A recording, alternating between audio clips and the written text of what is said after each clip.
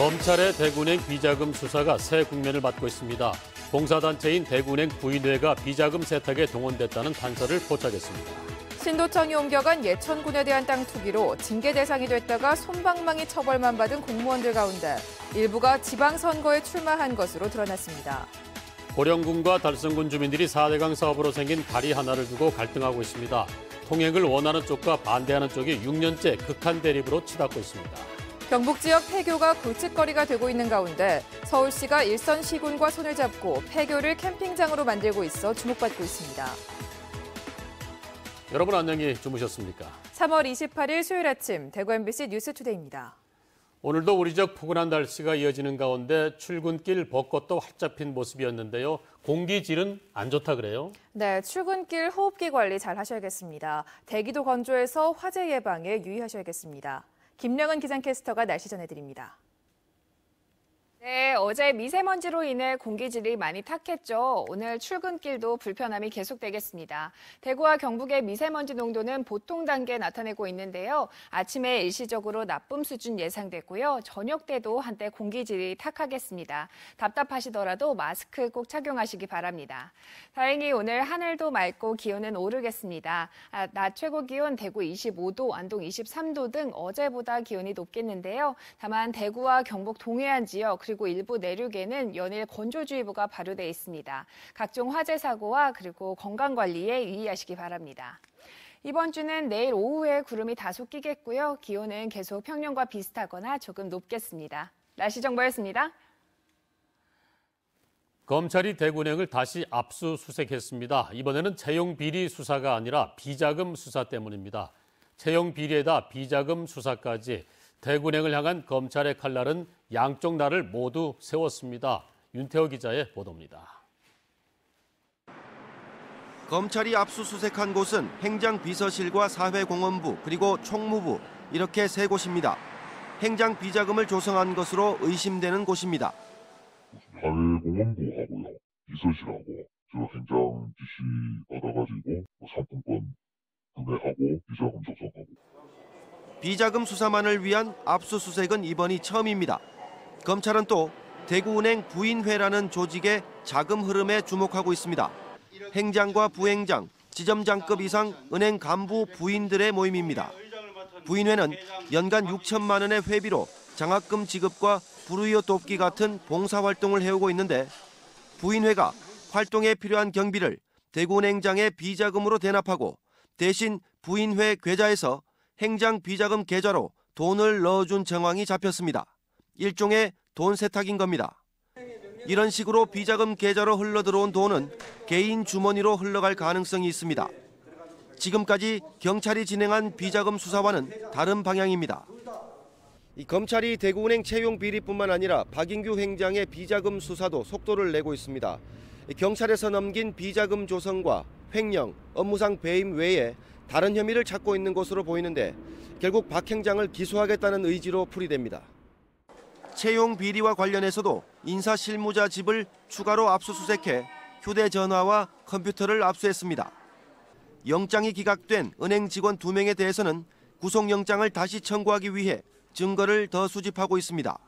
MBC 뉴스 윤태호입니다. 고령군과 달성군 주민들이 낙동강에 놓인 다리 하나를 두고 6년째 대립하고 있습니다.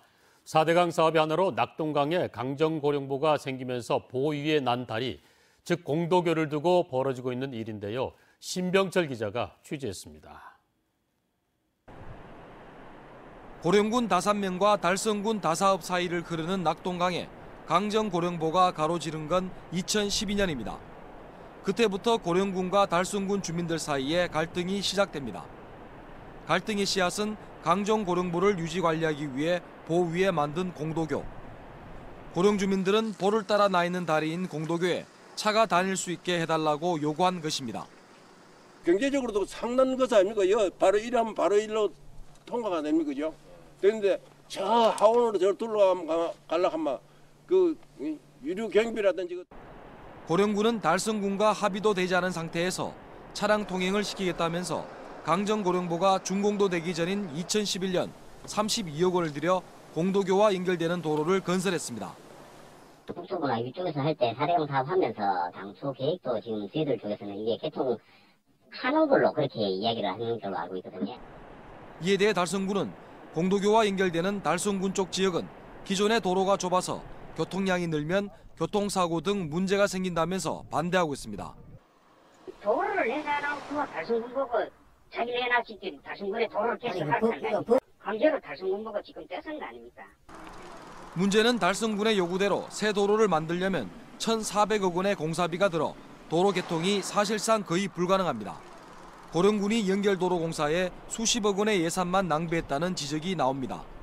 강정고령보의 관리 주체면서 도로 개통에 열쇠를 쥐고 있는 국토교통부는 고령군의 태도에 대해 이해하기 어렵다는 반응입니다.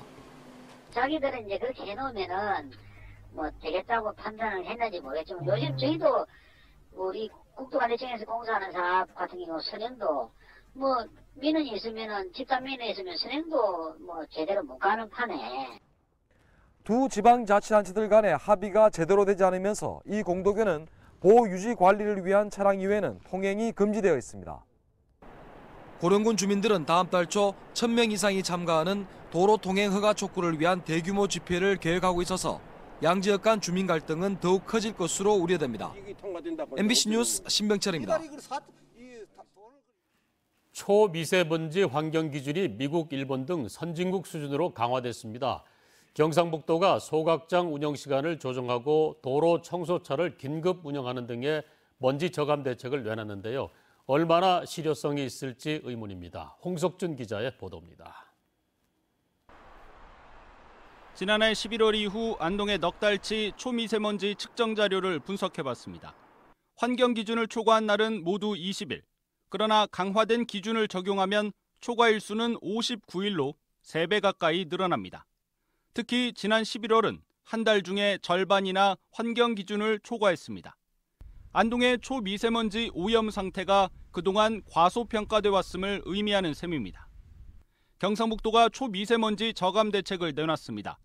먼지 농도가 높아지면 도내 쓰레기 소각장 7곳의 운영 시간을 줄이고 도로 청소차를 긴급 투입한다는 게 골자입니다.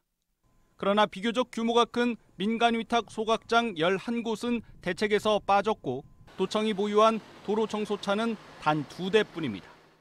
연간 경북 하늘에 배출되는 초미세먼지는 17,000톤, 이 중 10,000톤이 제조업 등에서 나오고 농업 잔재물 소각과 경유차 등의 오염 유발도 크지만 관련 대책은 전무한 실정입니다. 큰 공장을 어떻게 하지 않고는 할 수 있는 방법이 굉장히 없습니다. 경제적으로 문제가 되기 때문에 실제적으로 국민들이 또는 정부에서 손쉽게 할 수 있는 대책은. 안동 영주는 작년에 와서야 겨우 초미세먼지 측정이 시작됐고 문경과 예천 등 도내 15개 시군은 아직도 초미세먼지 측정 시설이 없습니다. 실효성이 의심되는 대책보다는 촘촘한 측정망 설치가 더 시급하다는 지적이 나오는 이유입니다. MBC 뉴스 홍석준입니다. 신도청 인근 땅 투기 의혹을 받은 공무원들이 솜방망이 처벌에 승진까지 했다는 보도 전해드렸습니다. 어떤 공무원들이 이런 일을 꾸몄는지 살펴봤더니 간부급 공무원이 많았습니다. 이들 가운데 2명은 이번 선거에 단체장 후보로 나서기도 했습니다. 한태연 기자가 보도합니다. 도청 이전터 옆 신규 마을을 조성한다며 땅을 샀다가 징계를 받은 18명 가운데 12명이 5급 이상 공무원들입니다. 그러니까 사무관급 이상 도청의 계장 과장으로 간부급 공무원들입니다. 행정기관의 중요한 정보를 취급하면서 자신 입속을 먼저 생각한 겁니다. 이들 가운데 2명은 군수가 되겠다며 지방선거 출마를 예고하고 있습니다.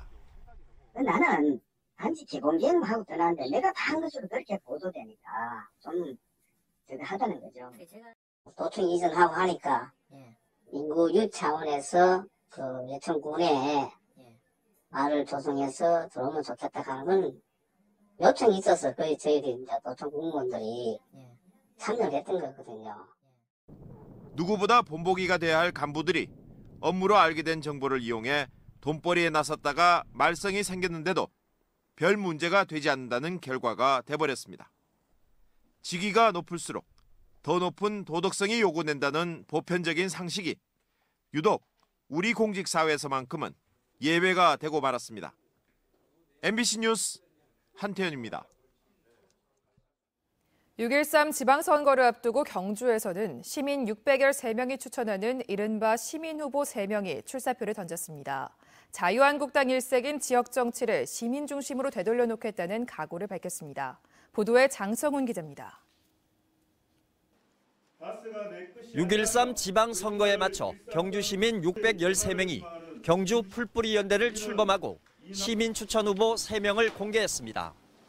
무소속의 이종표, 이강희, 이훈택 후보로 자유한국당 일색의 기득권에 맞서 주민 편에서 지역사회를 개혁하겠다는 데 뜻을 함께한 겁니다. 자유한국당이 지금까지 이 지역을 독점해 오면서 시민들의 정치적 눈을 얼마나 멀게 만들었는가, 그것을 정말 절실히 느꼈습니다. 시민 후보들은 함께 추진할 공약도 발표했습니다. 첫 번째로 고등학교까지 지역 농수축산물을 사용한 무상급식과 무상교육이 가능하게 하고 고교 평준화를 실현해 입시 경쟁 교육을 바꾸겠다고 밝혔습니다. 또 공공보육기관 확대와 비정규직과 노동인권 침해 없는 경주, 취약계층에 대한 기본소득 지원과 친환경과 로컬푸드를 통한 농업 활성화, 월성원전 조기 폐쇄 등 안전한 경주 만들기를 변화의 핵심으로 꼽았습니다. 시민들이 아래에서 추천하고 공천하는 이런 시민들이 되어야만 주민들의 정치 또는 주민들의 의견이 실제로 반영되는 그런 지역 정치가 가능하다고 보고 있고요. 경주 풀뿌리연대는 앞으로 진보 진영 후보와의 단일화 여부에 대해서는 상황에 따라 충분히 협의하겠다는 입장을 밝혔습니다. 부조리한 권력을 끌어내리고 스스로 주권자임을 보여준 촛불 시민의 힘이 이번 지방선거에서는 또 어떤 변화의 바람을 일으킬지 관심이 모아지고 있습니다. MBC 뉴스 장성훈입니다. 농촌 지역은 학생 수 감소가 두드러지면서 경북에만 문을 닫은 학교가 매년 20여 곳, 누적 폐교 수는 933곳에 달합니다. 폐교 활용에 대한 고민이 커지는 가운데 서울시가 농촌 자치단체와 손을 잡고 폐교를 캠프장으로 탈바꿈하는 사례가 늘고 있습니다. 엄지원 기자가 보도합니다. 백두대간 금강송을 뒤로 두르고 앞으로는 낙동강이 흐르는 봉화 소천면. 25년 전 황평분교 폐교 후 학생 야영장으로 근근히 버텨오던 이곳이 다음 달부터는 캠핑장으로 운영됩니다. 봉화군이 5년간 부지를 무상 임대해주고 서울시가 5억 원을 들여 캠핑 시설을 꾸몄습니다. 지역민 출신 관리 인력을 고용하고 연간 운영비 1억 8천만 원도 서울시가 지급합니다. 지역민들이 여기에 직접적으로 참여를 해서 농산물 판매 부스를 운영을 하거나 아니면 캠핑족들을 대상으로 체험을 할 수 있는 그런 프로그램을 지금 구상 중에 있습니다. 도시민에게는 힐링을, 농촌에는 지역 활성화를 불어넣는 서울시의 도시농촌 상생 사업 중 하나로 지역의 폐교를 활용한 서울시 직영 캠핑장은 전국 7개소에 이릅니다. 텐트와 야영 필수품 모두 무상 대여해주고 4인 가족 기준 1박 2일 머무를 경우 2만 원대 요금으로 예약이 폭주하고 있습니다. 서울시는 캠핑장을 매년 확대하고 있는데 올해 사업에는 상주시 낙동면에 용포분교가 선정됐습니다. 상주시는 교육청으로부터 부지를 매입해 내년 상반기 개장을 목표로 서울시가 캠핑장 조성을 하도록 협조할 방침입니다. 5분 거리에는 국제 승마장과 상주보 레저센터 등이 있어 관광 연계 효과도 기대됩니다. 캠핑장이 조성돼서 연 2,000명에서 4,000명이 활용하게 된다면 상주시의 농특산물을 홍보 판매하는 데도 큰 기대가 되고 있습니다. 그간 방치되다시피 한 산골 폐교가 도심의 피로를 날리는 힐링 명소로 진화하고 있습니다. MBC 뉴스 엄지연입니다. 대구에 미세먼지 주의보가 내려지면 성서소각장 가동을 절반으로 줄이고 공공주차장도 폐쇄됩니다. 공기질이 더 나빠져 경보가 발령되면 성서소각장 운영도 중단됩니다. 대구시는 이 같은 내용의 미세먼지 대책을 발표하고 어린이와 노인을 위해 황사 마스크를 지급하고 도로먼지 이동 시스템도 도입할 예정입니다. 또한 오래된 경유차를 폐차한 뒤 전기 트럭을 사면 특별보조금으로 200만 원을 추가로 지원하는 사업도 계획하고 있습니다. 자유한국당 대구시당은 단수 후보를 추천하기로 한 중구와 동구, 서구, 북구, 달성군 등 5곳의 기초단체장 후보를 오늘 확정할 예정입니다. 확정된 후보자는 중앙당과 협의한 뒤 발표하고 경선을 하기로 한 달서구와 수성구, 남구의 경선 방식과 일정도 오늘 정할 예정입니다. 한국당, 경북도당은 오늘 기초단체장 신청자 면접을 하고 내일부터는 광역의원 신청자 면접을 하기로 했습니다. 경북 기초단체장에는 81명, 광역의원에는 123명이 공천 신청을 했습니다. 대구와 경북 고용 상황이 나아지고 있지만 내용을 보면 열악한 부분이 많습니다. 한국은행 대구경북본부에 따르면 지난 2016년 대구 경북 임금 근로자 수는 2008년 이후 연평균 대구 1.9%, 경북 2.7%씩 늘었습니다. 하지만 2008년과 비교하면 대구는 비정규직 근로자 수가 전국 평균보다 높고 저임금과 최저임금 미만을 받는 근로자가 많습니다. 한국은행은 비정규직을 정규직으로 바꾸고 신성장 산업개발과 양질의 고령층 일자리 늘리기 같은 노력이 필요하다고 조언했습니다. 대구시가 공공시설과 민간시설 11,000여 곳을 대상으로 다음 달 13일까지 국가안전 대진단을 하고 있습니다. 지금까지 10,000여 곳의 점검을 마쳤는데 안전관리 규정을 지키지 않거나 방화문 관리가 부실한 20곳에 대해서는 50만 원에서 200만 원의 과태료 처분을, 피난시설 수신기 불량 등 40곳에는 즉시 조치명령 처분을 내렸습니다. 대구시는 정밀 안전진단이나 보수가 필요한 시설에는 국비와 재난관리기금을 투입할 예정입니다. 지난 폭설에 대한 피해 집계가 당초 지난주 마무리될 예정이었지만 피해가 집중된 영천 지역의 피해 조사가 늦어지면서 지연되고 있습니다. 영천 지역의 피해 면적이 예상보다 늘어난 것으로 알려지고 있습니다. 이에 따라 이달 말로 예정됐던 피해 복구비 국비 지원 여부 결정도 늦어져 복구비 지급도 미뤄지게 됐습니다. 제17회 해양경찰청장배 전국 요트대회가 오는 29일부터 닷새 동안 포항 영일대 해수욕장 일원에서 열립니다. 해양경찰청과 대한요트협회가 공동 주최하는 이번 대회는 자카르타 아시안게임 국가대표 선발전을 겸해 치러지며 10개 종목에 230명의 선수가 참가합니다.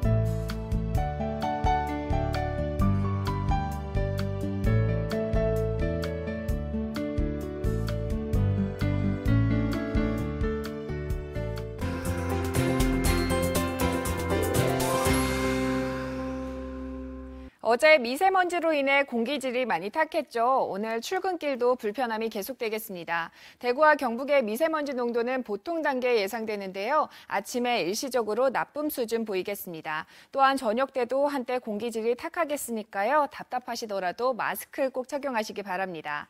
다행히 오늘 하늘도 맑고 기온도 높겠습니다. 낮 최고 기온 대구 25도, 안동 23도 등 어제보다 기온이 오르겠는데요. 다만 대구와 경북 동해안 지역 그리고 일부 내륙에는 연일 건조주의보가 발효돼 있습니다. 각종 화재와 건강관리에 각별히 유의하시기 바랍니다. 위성 영상 보시면 오늘은 동해상에 위치한 고기압의 영향을 받겠습니다. 하루 종일 맑은 하늘이 이어지겠습니다. 자세한 지역별 날씨입니다. 대구 현재 기온 10도, 고령 4도로 출발합니다. 낮 최고 기온은 대구 25도, 고령 24도로 어제보다 높겠습니다. 문경의 아침 기온 9도, 김천 2도로 시작하고요. 낮 최고 기온은 문경 22도, 김천 24도로 20도를 웃돌겠습니다.